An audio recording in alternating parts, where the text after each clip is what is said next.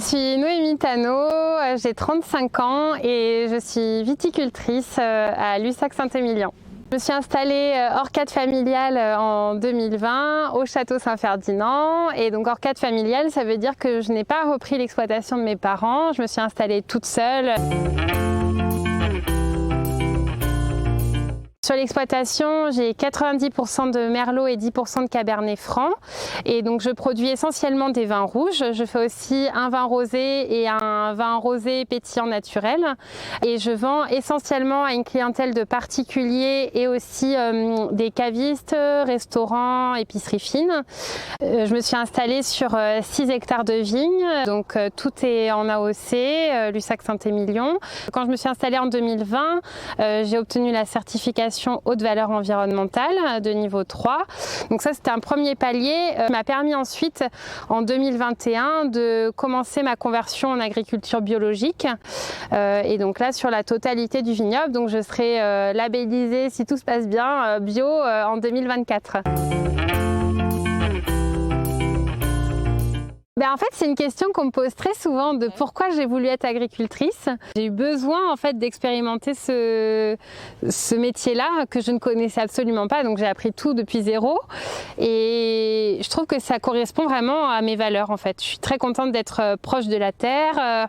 En même temps, je trouve que c'est un métier très sensoriel parce que voilà, on a plein d'odeurs, aussi bien qu'on soit dehors ou en intérieur avec le vin.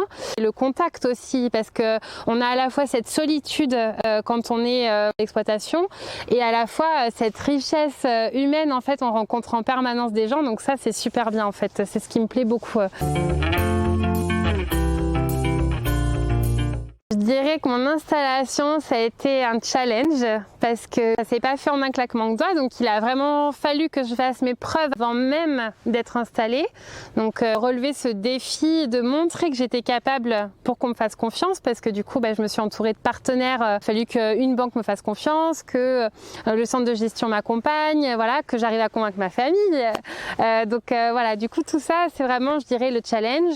Après la motivation qui suit après l'installation en fait, parce que c'est quand même un métier qui est très difficile. On est soumis aux aléas climatiques. Il faut vraiment faire ses preuves parce que en fait finalement la concurrence elle est quand même énorme, hein. Et puis je crois un peu de folie aussi dans tout ça. Le principal quand on s'installe, c'est d'être bien entouré. À la fois bien entouré par ses proches, aussi bien que d'un entourage professionnel. Parce qu'on a besoin toujours de prendre du recul, parce qu'on a la tête dans le guidon et que du coup on est à fond centré sur la production. L'aspect comptable, nologique, commercial et bancaire. En gros voilà, c'est les 4 piliers pour moi qui sont très importants dans mon exploitation. Et après d'avoir aussi la force d'un réseau tout autour. Les jeunes agriculteurs, ça en fait partie, voilà, de ne pas se sentir seul. Et c'est ça pour moi le point essentiel, c'est de ne pas être tout seul.